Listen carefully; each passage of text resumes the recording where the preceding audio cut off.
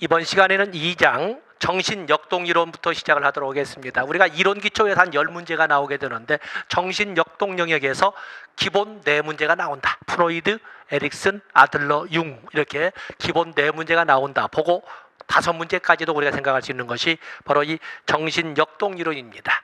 그 중에 이번 시간에는 우리가 프로이드, 정신역동이론 또는 정신분석으로 알려진 프로이드만 가지고 진행을 하도록 하겠습니다. 자, 프로이드의 정신분석 읽어보면 먼저 우리가 특징을 한번 정리해서 나열해 보고 그에 의해서 이 교재가 어떻게 해서 먼저 여러분들이 손맛을 본 것을 교재로 확인하는 이런 순서로 진행을 하겠습니다. 자, 여기 보시면 프로이드 정신분석, 그냥 정신분석 이론이라고 이렇게 쓰겠습니다. 정신분석 이론에서 개요를 이렇게 보면은 프로이드는 인간의 모든 행동이라고 하는 것은 정신세계의 표출이다 해서 정신결정론이라고 합니다. 또 이것을 정신결정론을 심리결정론이라고 이렇게 쓰기도 합니다. 그래서 교재는 그냥 우리가 정신결정론이라고 하지만 심리결정론이라고 쓴다는 걸 같이 봐주시면서 인간의 정신세계는 프로이드는 의식, 전의식, 무의식 세계로 되어 있는데 인간 정신세계의 메인 영역은 무의식이기 때문에 이걸 다른 말로 표현할 때 무의식결정론이라고 합니다. 무의식결정론. 인간의 무의식 세계라고 하는 것은 과거의 경험이 쌓이고 쌓여서 만들어진 미지의 세계, 과거의 경험이 집적된 것이라고 해서 그래서 이것을 또 정신결정론을 무의식결정론, 또 무의식결정론을 과거결정론이라고 이렇게 우리가 쓸 수가 있는 것입니다. 결국에 인간의 모든 행동은 정신세계의 표출이고 무의식세계의 표출이고 과거의 경험이 밖으로 표출된 것이다라고 하기 때문에 결국에 여기는 인간을 바라보는 때 수동적 존재로 인간을 인식하고 있다는 거죠. 수동적 인간관이라고 설명할 수가 있습니다. 그러면 또 하나 우리가 여기에 같이 개요에다 적어볼 것이 이 프로이드는 오늘날에는 잘 용납을 하지 않는 소위 인간을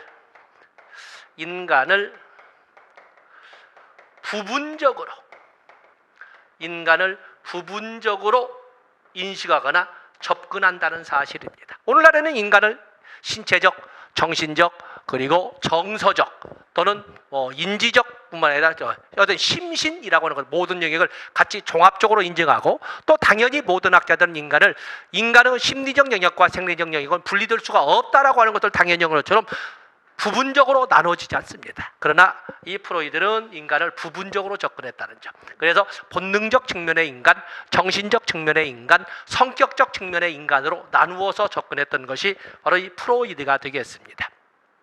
자, 먼저 이 프로이드는 본능적 측면으로서 이 본능적 측면에서 인간을 정의할 때 경제적 모델이라고 하는데 인간의 본능을 두 개의 영역으로 나눴어요. 하나는 인간의 본능을 삶의 본능과 먼저 정리하고 그리고 죽음의 본능으로 이렇게 나누어서 설명을 했어요.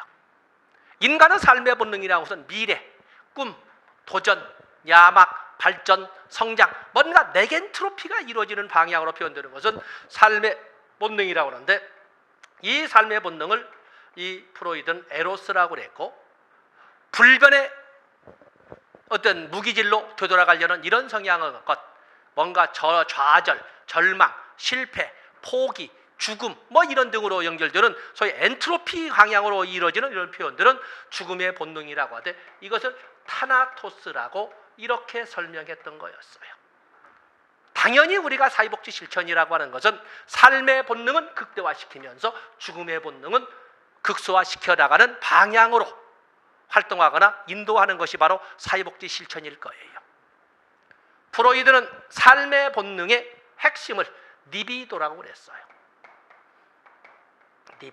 리비도 꼭 여러분 리비도. 판서는 않겠지만은 이 삶의 본능 에로스의 핵심 영역을 리비도라고 하기 때문에 일부 책에서는 삶의 본능을 리비도라고 하는데 사실은 리비도는 삶의 본능의 본질적 영역이다.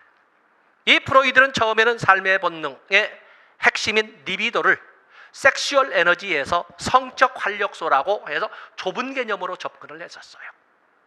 그러나 점차 가면서 이것이 태도를 바뀌면서 마치 융에 가까운 것처럼 성적 활력소에 머물지 않고 인간의 모든 행동에 힘을 실어주는 총체적, 저는 전반적인 활성 에너지라고 이렇게 넓은 개념으로 확대시켜 갔습니다만 처음에는 성적 활력소라고 좁은 의미로 봤었다라는 거 기억하셨다가 사용하시면 됩니다. 또 그런가 하면은 프로이드는 인간을 정신적 측면에서 인간의 정신적 측면을 의식, 전의식, 무의식으로 나누어서 설명을 했어요. 의식, 전의식, 무의식으로 이렇게 나눠서 했는데 이 정신적 측면을 의식이라고 하는 것은 밖으로 드러나 보이는, 밖으로 마찬가지로 가시화된 정신세계를 의식이라고 그랬어요. 지금 여러분들이 여기 고병갑이라는 사람의 모습이 보이고 목소리가 들리고 강의하는 분위기가 느껴지고 이런 것처럼 우리가 흔히 오감이라고 하는 것을 통해서 지금 보고 듣고 느끼고 이런 것 등을 우리가 바로 가시화되어 있다, 드러나 있다라고 하는데 바로 이걸 우리가 표현할 때 의식하고 있다, 의식 세계에 있다라고 설명하고 있는 것입니다. 그에 비해서 전의식, 프리콘셔스니스, 전의식이라고 하는 것은 밖으로 드러나 있지는 않지만, 가시화되어 있지는 않지만 여기에는 약간의 자극을 통해서 밖으로 끄집어낼 수 있는 정신세계는 전의식이라고 합니다. 지금 제가 여러분에게 어제 저녁 식사를 누구랑 했죠? 내가 지금 어제 저녁 식사란 말을 갑자기 끄집어냈어요. 전혀 의식하지 않고 생각도 않고 있던 거지 지금. 그런데 내가 갑자기 저녁 식사 그러니까 지금 제 강의를 들으시면서 어제 저녁 식사?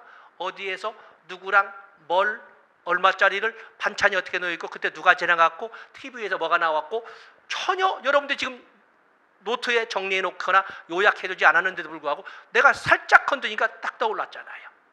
바로 이것을 전의식이라 하고 우리와 같은 학습자의 입장에서는 이 전의식을 바로 이용 가능한 기억의 영역이라고 하는 거예요. 바로 전의식을 활성화시키는 연습을 우리는 많이 해야 돼요.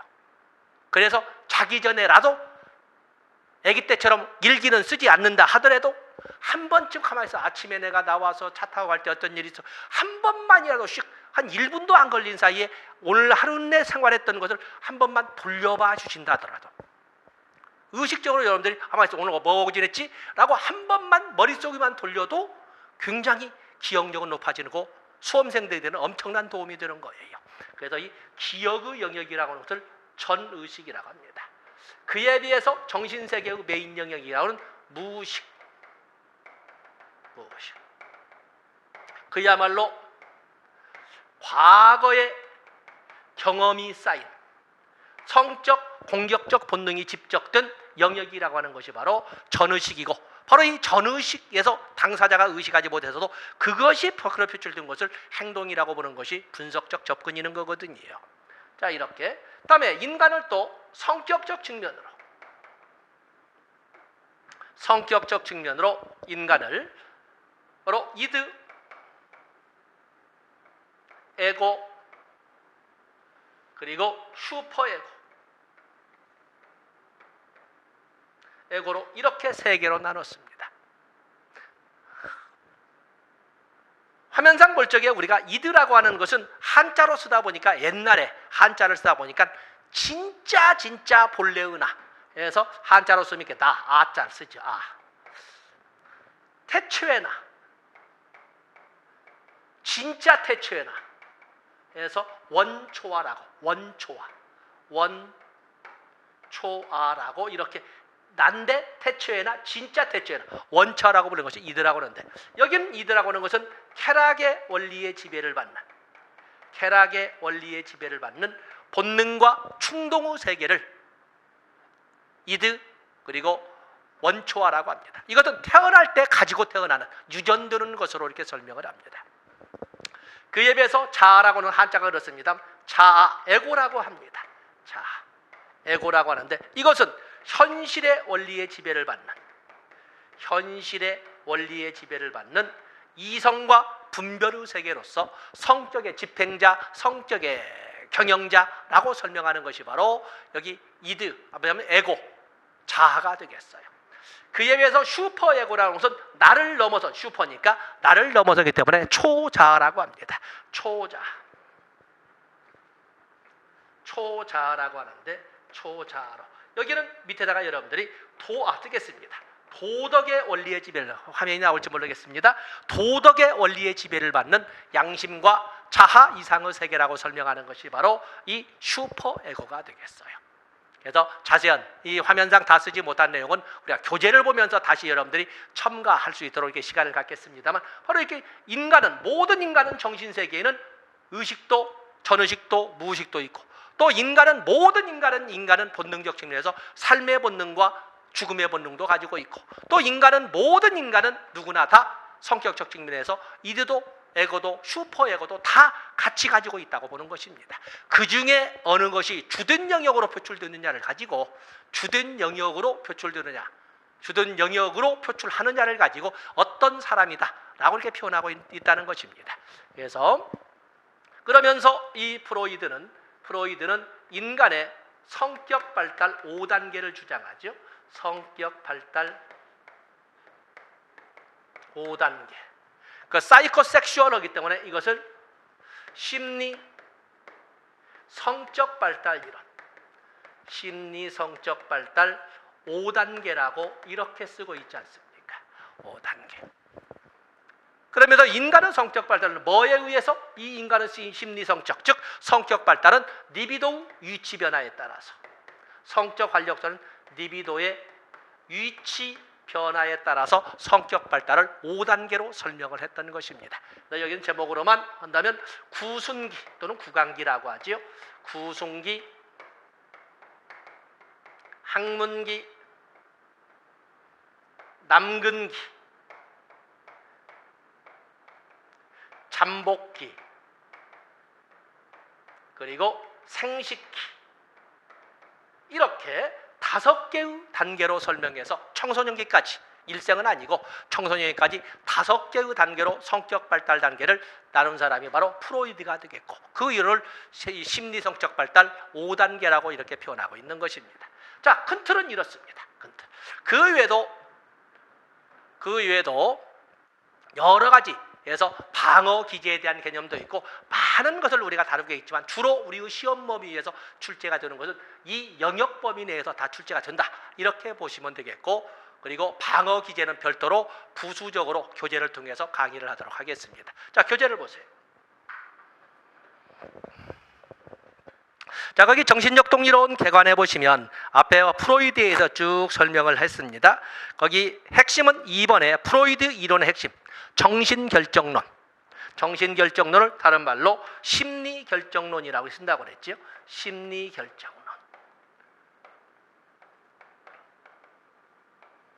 심리결정론이라고 하고, 인간의 정신세계는 이미 우리가 판서를 해봤습니다만 의식, 전의식, 무의식인데 메인 영역은 무의식이기 때문에, 그래서 정신결정론, 심리결정론을 무의식결정론이라고 설명을 하고, 무의식 세계는 바로 얘기하는 것처럼 과거의 경험이 집적되기 때문에 결국에 과거 결정론이라고 했다. 인간을 수동적 존재로 인식하고 있다는 것을 이미 우리가 정리를 했던 것입니다. 그래서 정신결정론, 과거의 행동이나 사건에 의해 결정된다. 무의식 결정론, 인식할 수 없는 무의식에 의해서 동기가 유발된다. 인간을 수동적 존재로 본다. 수동적 인간관이라고 이렇게 정리를 한 것입니다.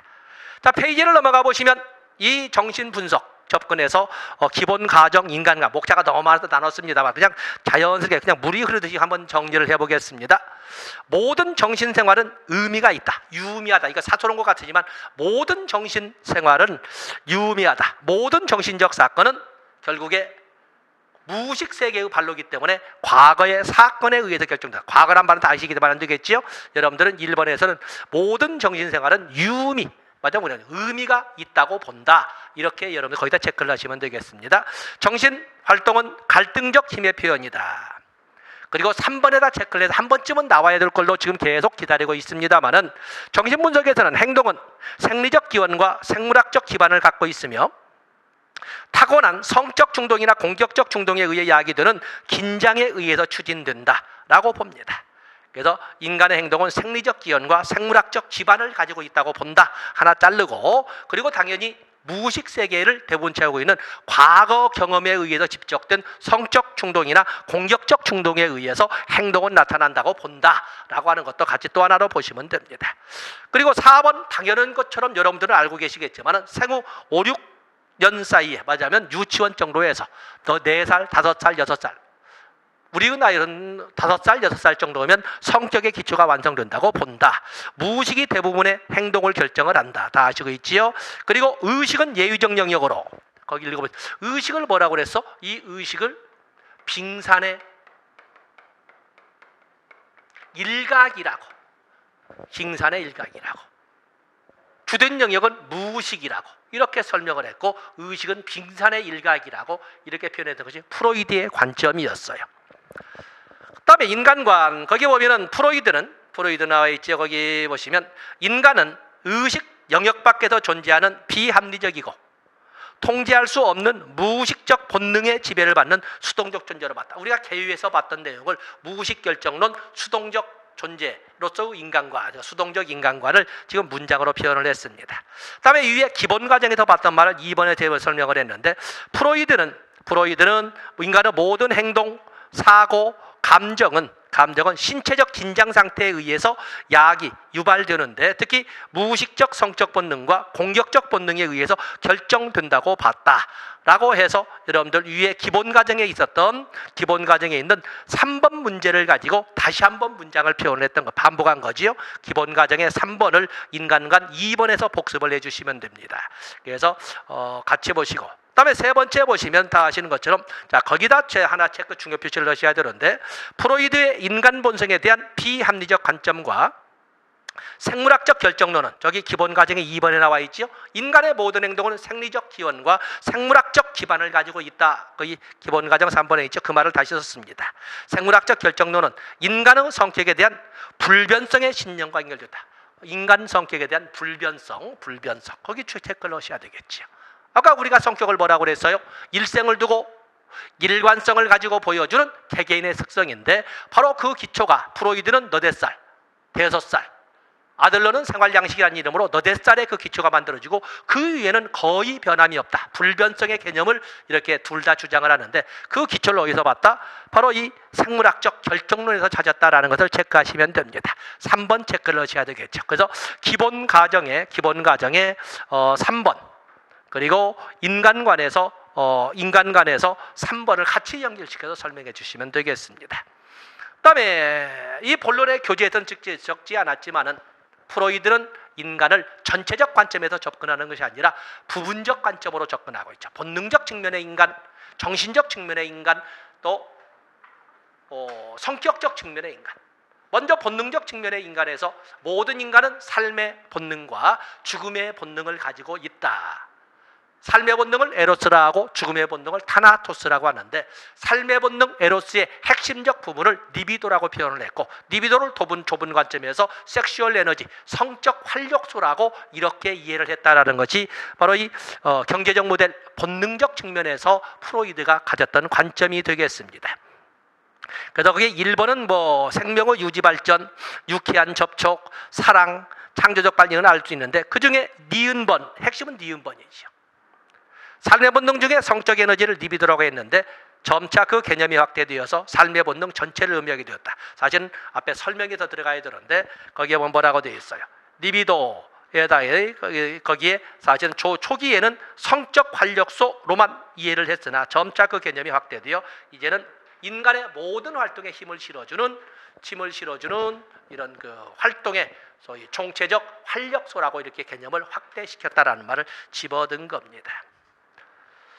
다음에 죽음의 본능 타나토스, 불변의 무기질로 되돌아가고자 하는 절망, 좌절, 포기, 자살 또는 파괴 또는 공격, 이런 욕구들을 표현할 수가 있는데, 죽음의 본능, 결국에 우리가 사회복지 실천은 여기에서 쓰지는 않지만 삶의 본능을 극대화시켜주면서 죽음의 본능을 극소화시켜 나가는 이런 개입을 실천이라고 설명할 수 있다, 이렇게 볼 수가 있습니다. 자, 페이지를 넘어가 보시면 삶의 본능과 죽음의 본능은 분리의 개념이 아니라는 것을 지금 같이 적고 있습니다. 삶의 본능과 죽음의 본능은 분리의 개념이 아니라 서로 영향을 미치고 융합되어 있기도 하다라는 것을 같이 이해하시면 됩니다. 그다음에 정신의 구조, 지형학적 구조라고 이렇게 설명을 하고 있는데, 자, 그 정신의 구조로 지형학적은 의식, 전의식, 무의식으로 설명을 하는데, 우리가 보면 일반적으로 의식 세계를 정신 세계의 메인으로 주된 영역으로 설명하는데 프로이드는 아니다라고 합니다. 이리 연역법으로 접근해 본다면 프로이드는 인간의 정신 구조의 메인 영역은 무의식 세계이다. 의식 세계는 단지 빙산의 일각일 뿐이다 라고 설명하는 것이 바로 이 프로이드입니다. 자, 거기 보시면 개인이 어느 순간에 인식하고 있는 감각이나 지각 등을 의미하는 것로서 프로이드는 거기 정신 두 줄입니다. 2번의 두 줄. 정신생활의 극히 일부분만이 의식 범위 안에 존재한다, 포함한다고 한다. 그래서 그걸 빙산의 일각으로 했던 것이 바로 프로이드의 관점입니다.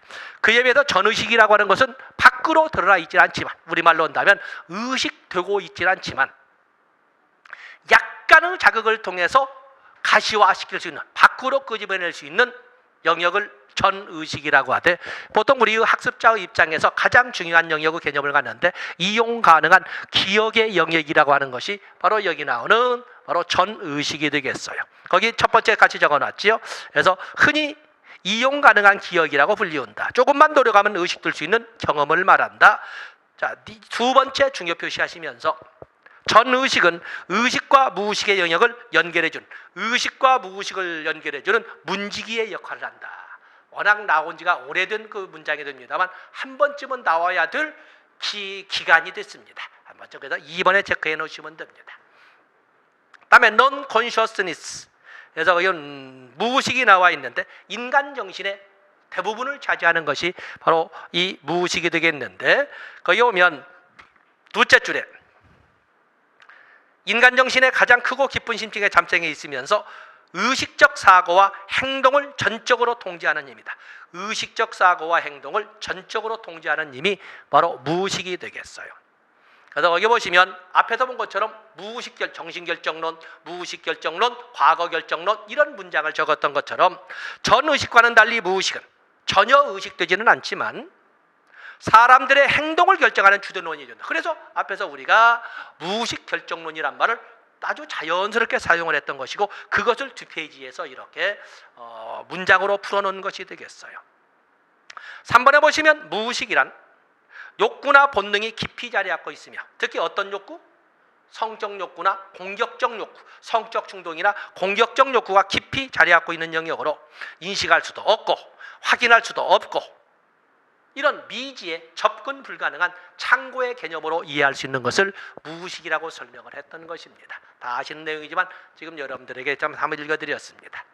다음에 성격적 측면을 구조적 모델이라고 하는데, 성격 측면 거기는 원초화와 자아와 초자아로 이렇게 지면상 간단하게 이렇게 해서 썼습니다만은, 자, 우리가 원초화부터 이드부터 본다면, 아까 이드는 뭐라고 그랬어요?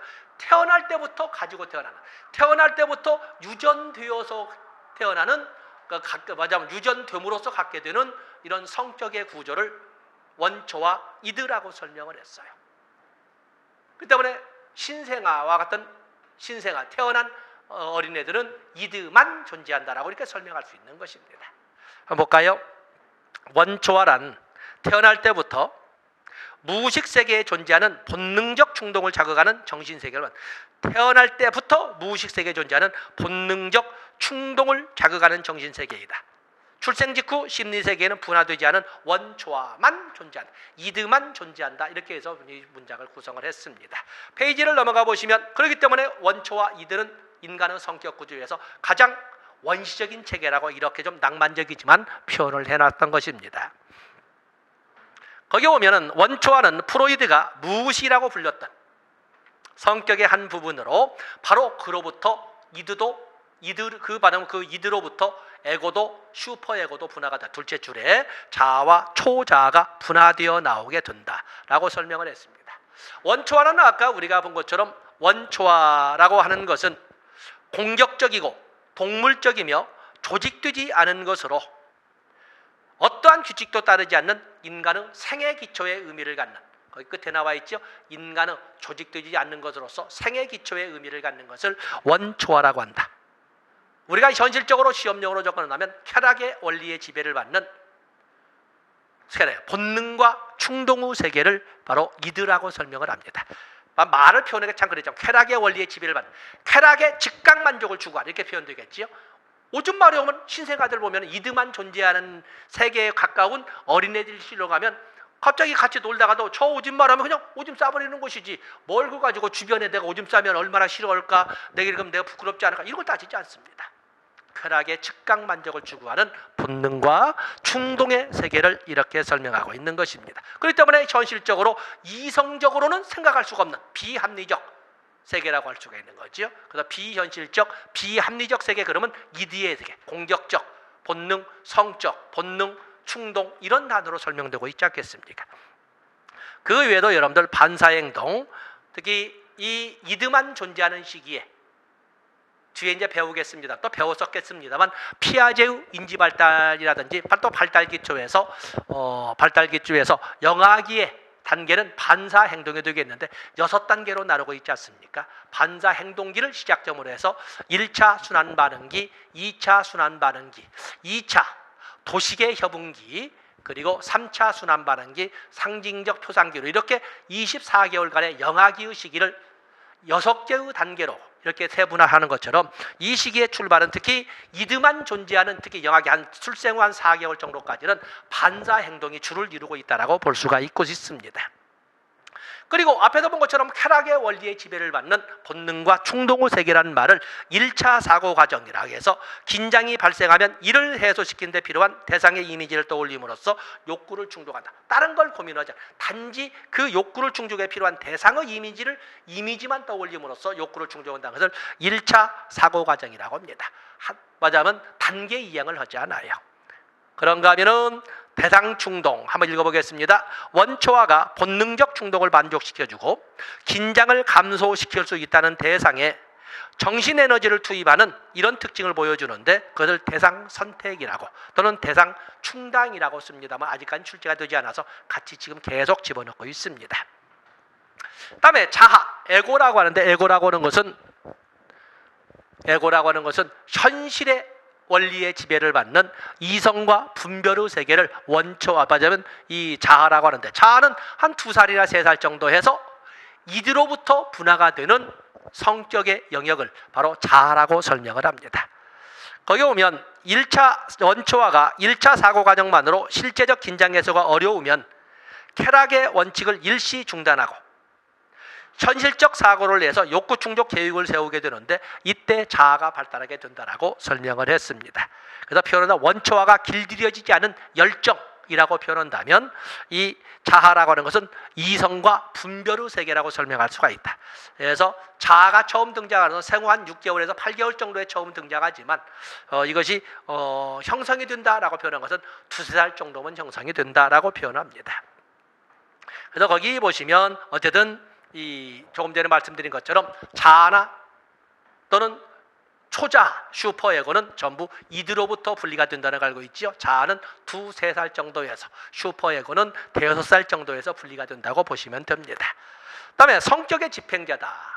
현실적으로 용납될 수 없는 비현실적이고 비합리적인 이드, 초자나 현실적으로 너무 고답적이고 원리원칙적이어서 적용하기가 불편한 초자아를 현실적으로 적용할 수 있도록 조정해주는 경영자, 조정자, 집행자의 역할을 하는 것을 바로 현실의 원리의 지배를 받는 자아라고 설명하고 있는 것입니다. 그래서 거기에 보면 성격의 집행자, 자아는 성격의 조직적이고 합리적이며 현실지향적인 체계로 성격의 집행자, 경영자이다. 그야말로 비현실적이고 비합리적인 원초화도 현실적으로 적용할 수 있게 만들고 그야말로 비현실지향적인, 어찌 보면 너무 원리원칙만 따지다 보니까 현실적으로는 사용할 수 없는 바로 슈퍼에고도 현실화할 수 있도록 바로 조정해주고 경영하는 것을 바로 여기 성격의 집행자 자아라고 설명하고 있는 겁니다. 그래서 현실의 원리의 지배를 받는 이성과 분별의 세계라고 이렇게 해서 2번과 4번을 묶어서 판서를 해놓은 것입니다. 그다음에 2차 사고 과정이나 2차 사고 과정 또는 뭐 자충당, 반대충당 이런 용어를 가지고 쭉 설명하는데 여러분들이 한번 같이 접근해 주시면 되겠습니다. 다음에 거기 보시면 페이지를 넘어가 보실까요? 불안이 있습니다. 불안. 이 불안이란 용어 우리가 보면은 물론 우리가 사전적으로 본다면 뭔가 좀 껄끄러운, 뭔가 무서운, 뭔가 불쾌한 이런 심리적 이런 현상을 불안이라고 하는데 모란과 유사한 개념의 공포가 있습니다. fear. anxiety라고는 불안이라고 하는 것은 뭔지 모르는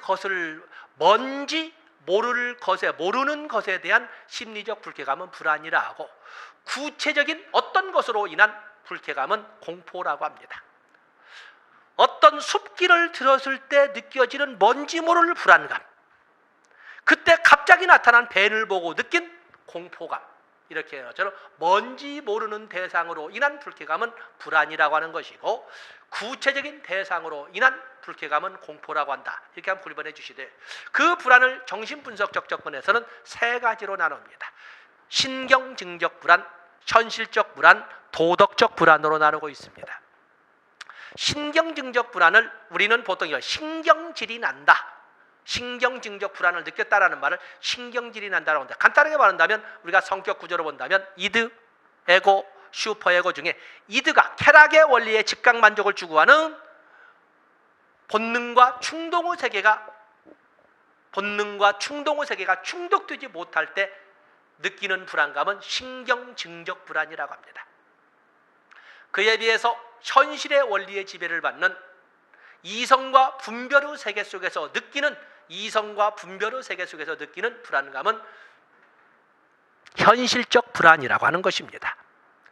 그에 비해서 도덕의 세계로부터 도덕의 원리의 지배를 받는 이성과 도덕의 자아 이상과 양심의 세계로부터 얻는 이런 불안감은 도덕적 불안이라고 합니다. 그래서 이 목차를 여기에다가 자에 넣습니다만 어떤 신경증적 불안, 현실적 불안, 도덕적 불안으로 나누고 있다는 것을 같이 알아주시면 되겠습니다. 그리고 목차를 여기다가 이제 자아 방어 기제라고 목차를 적었습니다만 방어 기제는 이제 별도로 한번 노트 정리를 해야 됩니다만 방어 기제의 주체가 자아이기 때문에 바로 자아칸의 자아 방어 기제라고 해서 이렇게 목차를 넣어놓는 것입니다. 그래서 자아 방어는 별도로 정리하겠습니다. 그에 비해서 마지막 화면에 볼지 모르겠지만 슈퍼에고라고 하는 것은 나를 넘어선 자아를 넘어서기 때문에 초자아라고 합니다. 이 초자아라고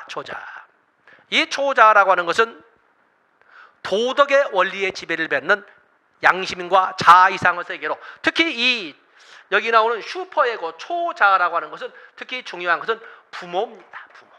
부모의 양육 태도에 의해서 초자아가 만들어지고 부모의 양육 태도에 의해서 도덕의 원리를 체득하게 되는 것입니다.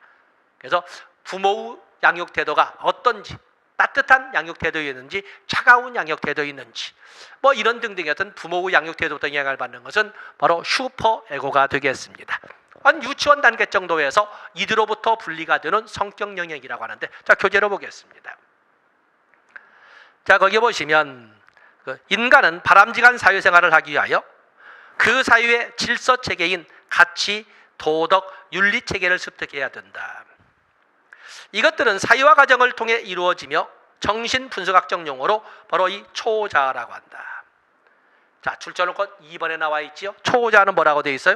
인간의 마음속에 있는 도덕적 측면을 초자아라고 합니다.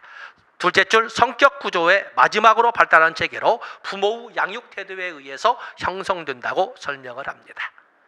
그래서 3번은 여러분 배경 지식으로 보시고 페이지를 넘어가 보시면 성격 발달 5단계, 심리성적 5단계 이렇게 해서 5단계로 본다면 아까 나온 것처럼 인간은 태어날 때부터 이드만 가지고 태어나고 이드만 가지고 생활하는 한때를 넘어서 생후 6개월에서 8개월 정도가 되면 서서히 자아가 분화가 되어서 2-3살 정도가 되면 완성된다는데 2-3살 정도를 보통 우리는 그 시기를 학문기라고 합니다. 그리고 너댓살 우리가 남근기라고 하는 유치원 단계 정도가 되면 또 이제는 이들로부터 도덕의 원리의 지배를 받는 슈퍼에고가 분화가 된다. 바로 이제 그것을 우리가 4번에서 남근기 단계에서 세 번째 단계에서 이 슈퍼에고는 부모의 도덕적 권위를 배워가면서 초자아를 형성하게 된다 해서 부모와의 동일시란 단어, 동일시란 단어는 뒤에도 또 배우겠습니다만은 바로 이 남근기에 발달하는 하나의 자아 방어 기제의 하나가 되겠어요. 그리고 도덕의 원리의 지배를 받는 자아이상과 양심의 세계라는 것을 목차를 나눠서 6번, 7번, 8번으로 설명을 했는데 부모의 양육태도를 통해서 영향을 받는 것은 도덕의 원리인데 부모의 칭찬을 통해서 발달하게 되는 도덕의 세계는 자아이상이라고 하는 것이고 부모의 질책이나 비난을 통해서 발달하게 되는 도덕의 세계는 양심이라고 하는 겁니다. 그렇기 때문에 세상에는 부모의 칭찬을 통해서 세상을 아름답게 하는 방법을 체득하게 되고 부모의 양육태도 속에서 부모의 비난을 통해서 세상에는 해서는 안 되는 일도 있다는 것을 알게 되는 것입니다. 그래서 이 초자아가 발달한 유치원 단계 정도가 되면은 동일시와 같은 방어 기제도 발달하지만 또한 부모의 양육태도 속에서 바로 세상이 아름다워질 수 있는 방법과 세상에서는 있어서는 안 되는 일도 있음을 터득하게 된다. 이것을 자아이상과 바로 양심의 체득이라고 설명하고 있는 것입니다. 그 내용을 정리를 했습니다. 다음에 성격 발달 5단계를 같이 이제 우리가 했지요. 리비도 위치 변화에 따라서 구순기, 학문기, 남근기, 잠복기, 생식기라고 해서 청소년기까지만 이렇게 발달 단계를 설명을 했습니다. 그 중에 가장 강조했던 것은 당연히 남근기, 성격 발달의 결정적 시기라고 했던 남근기를 가지고 설명을 했습니다만은 자 거기 보시면은 구순기 또는 구강기, 리비도가 맞아면 우리가 성적 활력소라고 표현하지만 가장 큰 즐거움을 느끼는 부분이 입에 있을 때, 입술에 있을 때 구순기 또는 구강기라고 하는데 입에 있을 때 맞아면 흡입 반사를 주된 반사 활동 후 특징으로 할 적에 바로 이때는 태어난 직후이기 때문에 성격 구조에서는 이드만 존재한다고 봅니다. 이드만 존재한다. 그래서 거기 보면 두 번째 이드가 지배하는 시기로 소유욕이나 또는 낙천성, 애착 등이 발달을 한다. 우리가 영아기의 사유성 발달의 최고의 가장 큰 비중을 차지하는 사유성 발달의 특징을 애착이라고 하는 거거든요. 양육자에 대하여 느끼는 심리적 밀착감을 말하죠. 애착. 바로 이 심리적 애착이라고 하는 심리적 밀착감이나 심리적 강도가 충족되지 못하게 되면 그런 과정에서 문득 나타나는 일시적인 이런 표현이 낯가림이나 분리불안 같은 것이 나타나게 되는 거거든요. 바로 이제 그런 것을 뒤에서 배우게 될 겁니다.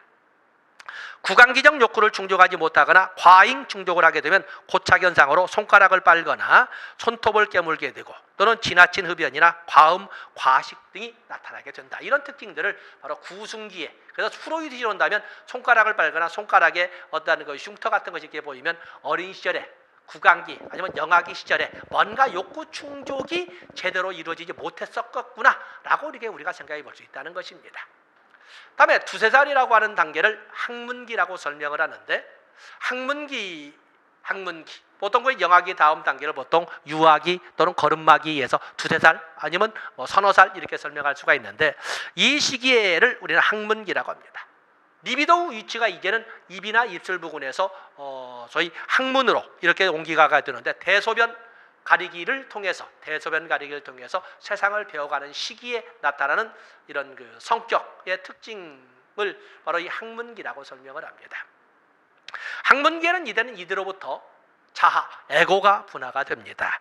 그래서 이 시기에는 특히 또 창조성이 발달한다고 되어 있습니다. 창조성. 그래서 학문기. 그러다가 이제는 우리가 유치원기라고 설명할 수 있는 유치원 단계. 이제는 조금 전에 있던 학문기와 같은 것은 어린이집 단계라고 설명할 수 있는 것인데 비해서 우리가 유치원 단계라고 할 수 있는 시기는 바로 남근기라고 하는데 이 남근기를 이 프로이드는 성적 발달의 결정적 시기라고 이렇게 설명을 했던 거였어요. 그래서 이 남근기는 많은 특징이 나타나지. 남근기를 거기 보시면 슈퍼에고가 분화되지 않습니까? 그래서 이들로부터 슈퍼에고가 분화가 되면서 콤플렉스가 등장을 해요.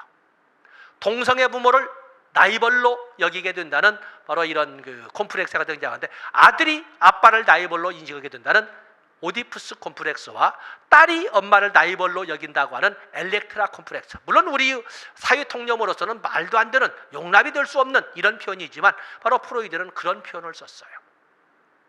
그러면서 이런 콤플렉스가 해결될 수 있는 문제가 아님을 깨달으면서 어떤 방어 기제가 등장한다면 바로 동일시라고 하는 방어 기제가 등장하는 거예요. 내가 아빠를 이겨낼 수 없다면 나도 커서 아빠 될 거야. 내가 엄마를 이겨낼 수 없다면 나도 커서 엄마 될 거야. 나도 아빠와 결혼할 거야. 막 이런 그 생각을 하면서 이겨내고자 하는 심리적, 이런 성격적 도전 의식을, 도전 야망을 보이는 특징을 보여주다가 어느 정도 기간이 지나게 되면 그것을 인정하면서 나도 그런 강한 자가 되고자 하는 이런 그 표출을 하게 되는데, 그걸 동일시라고 설명하고 있는 겁니다. 그래서 거기 보면은 3번의 콤플렉스, 오디푸스 콤플렉스, 엘렉트라 콤플렉스 다 아시는 내용이니까 그냥 넘어갑니다. 그러면서 5번에 거세 불안증과 남근 선망이 나타난다. 거세 불안과 남근 선망의 특징, 유아 말기에는 동일시로 발전된다. 방어 기제로서 동일시도 등장한다라고 설명을 했습니다. 그다음에 잠복기는 초등학교 단계 학령기를 말하고 있습니다. 이 초등학교 단계 학령기와 같은 경우에는 리비도 활동이 잠시 침체되는 단계라고 이렇게 설명을 합니다. 그래서 이 학령기에는 리비도 활동이 좀 잠시 침체되고, 바로 이 시기에는 사유성 발달이 활발해집니다. 그래서 이 시기에는 사유성과 인지 발달이, 때문에 이 시기에는 이제는 완전히, 물론 친구들과 사귀기 시작하는 것은 이 프로이드가 연구했던 것보다는 훨씬 더 빠른 시기에 어린이집이나 유치원을 통해서 이렇게 늘어나지만, 이제는 본격적으로 부모의 품을 떠나서 자기 의지로 놀 줄도 압니다. 특징이 있다면 이때의 사유성은 동성끼리 어울린다는 특징을 가지고 있습니다.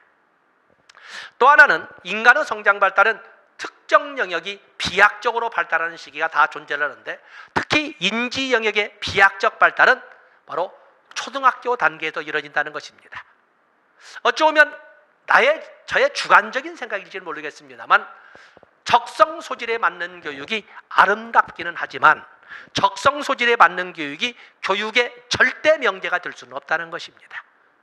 문제는 우리가 경쟁 구도에서 태어나서 경쟁 사회에서 살아가지, 많은 사람들이 경쟁은 아름답지 못하다고 하지만 경쟁을 부정할 수는 없습니다.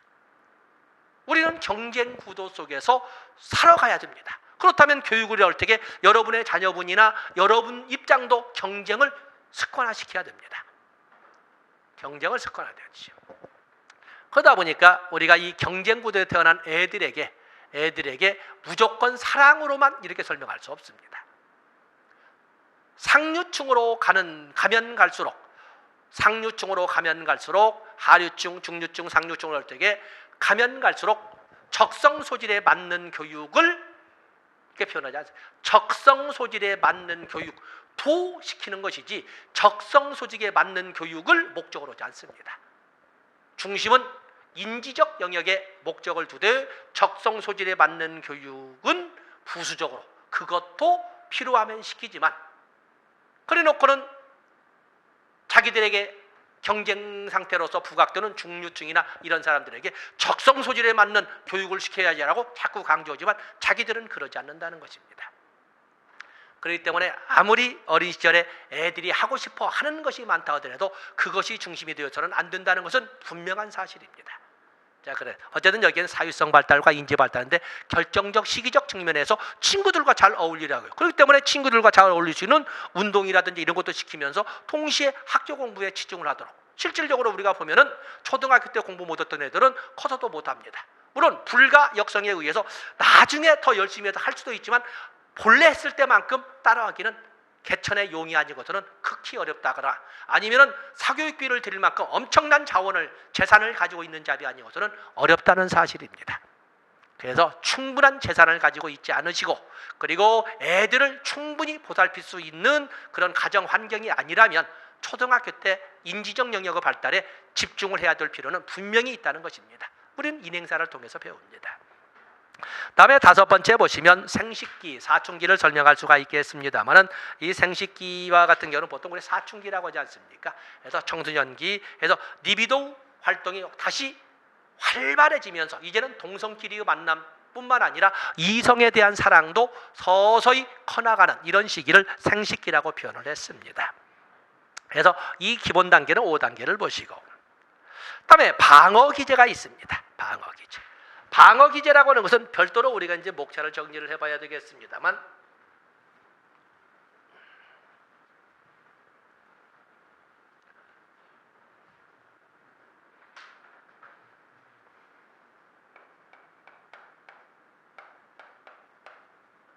방어 기제.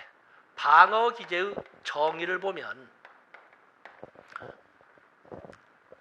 좀 내려쓰겠습니다. 어떤 위험이나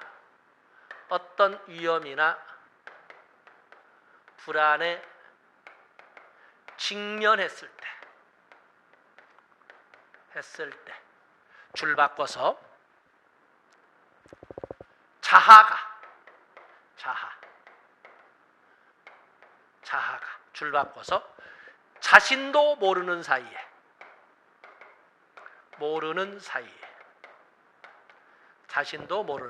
다시 말해서 무의식적으로 줄 바꿔서 스스로를 지키기 위해 사용하는 줄 바꿔서 심리적 도구 또는 심리적 기제라고 이렇게 정의할 수 있습니다. 핵심은 바로 여기는 어떤 위험에 직면할 때 누가 자하가 어떻게 나도 모르는 사이에 스스로를 지키기 위해서 사용하는 심리적 기제를 바로 방어 기제라고 하는데, 주어가 자하기 때문에 자하 방어 기제라고 아까 우리가 자하편에서 그렇게 목차를 설정했던 것입니다. 그런데 이 방어 기제는 주로 일반적으로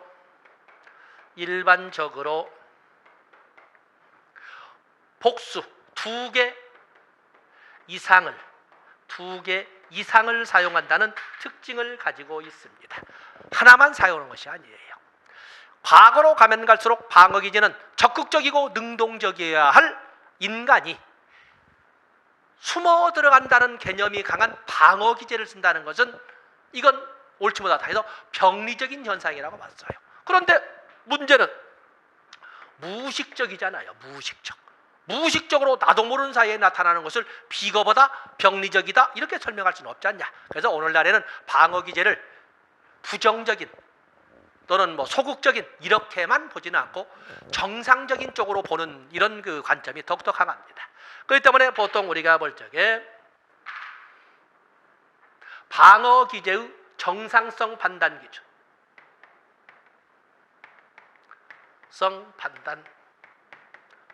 어떤 때는 방어 기제를 병리적이라 해야 되고 어떤 때는 방어 기제를 정상적인 거로 봐야 되냐 할 때 네 가지를 두고 있는 거지요. 연령 적절성,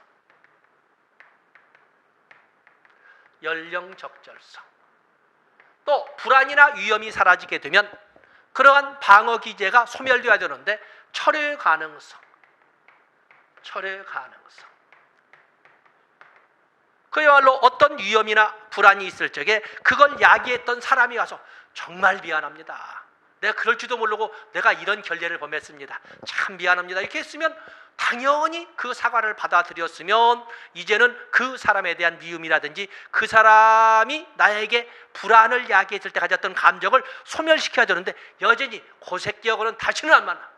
이렇게 여전히 꿍하니 이렇게 가지는 것은 철회가는 정상적. 그럴 때는 병리적이 되는 거지요. 다음에 두 개 이상을 사용할 때 소위 균형, 두 개 이상의 방어 기제 사이에 얼마큼 균형을 이루느냐, 또 방어 기제의 강도는 사회 통념상 인정될 수 있느냐이냐, 이렇게 네 가지를 가지고 방어 기제의 정상성이냐 아니면 병리적이냐를 따지는 정상성 판단 기준으로 언급을 하고 있는 것입니다. 그래서 여러분들 그 교재를 보시면 방어 기제는 이렇게 되어 있죠. 방어 기제는 자아가 합리적인 방법으로 불안 해결하지 못할 때, 둘째 줄, 자신이 의식하지 못하는 가운데 무의식적으로, 그러면서 비현실적 방법으로 불안감을 제거하려고 하는 심리적 기제를 말한다. 세 번째, 한 가지 이상의 방어 기제가 동시에 사용된다도 같이 판서를 했습니다. 페이지를 넘어가 보시면 방어 기제의 정상성 판단 기준으로는 일반적으로 연령 적절성이나 차례가 바뀌었습니다만 철회 가능성, 균형, 강도 등을 이렇게 들어보고 있습니다. 방어 기제는 아마 수백 가지가 될 거예요. 수백 가지가 되는데 그중에 우리가 그래도 가지고 갈 것이 1번의 보상, 2번은 워낙 잘 아시죠? 변명하기, 합리화가 있고, 남 탓으로 돌리기, 책임을 전가시키기라고 하는 투사가 세 번째 있죠. 다음에 남근기, 유천 단계에서 프로이드가 제시했던 동일시라고 하는 방어 기제 나와 있죠. 동일시. 다음에 다섯 번째 승화. 어떤 불안이나 이러한 그 위험에 직면했을 때 사용하는 심리적 기제. 근데 사용할 수 있는 심리 기제가 없을 때 그것을 전혀 다른 방향이지만 사유적으로 용인이 되고 칭찬받는 이런 활동에 리비도를 집중시키는 것을 승화라고 합니다. 승화. 또 그런가 하면 치환을 다른 말로 해서 우리가 치환에 대해서는 전치라고도 합니다. 약간 차이를 두는 학자들도 있지만 치환, 대상에 접근하셨을 때 전혀 자기보다 힘이 없는 대상에게 리비도의 출력을 대상으로 바꿔놓는 것을 치환 또는 전치라고 한다는 것도 같이 봐주시면 됩니다. 그 외에도 페이지를 넘어가시면 주지화도 나와 있지요. 주지화 또는 거부, 억압, 백일몽, 전환, 또 해리도 나와 있네요. 해리. 그러면 이중인격이라든지 또는 지킬 박사와 하이드로 이렇게 설명될 수 있는 해리와 같은 이런 특징도 나타나 있습니다. 여기에 있는 것 등이 다 어느 것이 출제된다라고 하기는 그러지만 그래도 1번부터 6번까지 꼭 가지고 가셔야 되고, 그리고 9번과 14번의 해리와 같은 것은 이렇게 8개까지는 좀 더 여러분들이 좀 상세히 읽어서, 사실 설명하기보다는 문제를 통해서 접근하기 도움이 되겠지만 상세히 읽어서 여러분 것으로 만들면 아마 도움이 되리라고 보고 있습니다. 출제 비중은 0.5개의 수준에 있다라고 볼 수가 있겠습니다. 자, 이렇게 다 반드시 나오는 프로이드 정신분석 중에 특히 프로이드를 가지고 접근을 했습니다. 이 시간 여기까지 하고 다음 시간에 에릭슨부터 또 시작하도록 하겠습니다. 고맙습니다.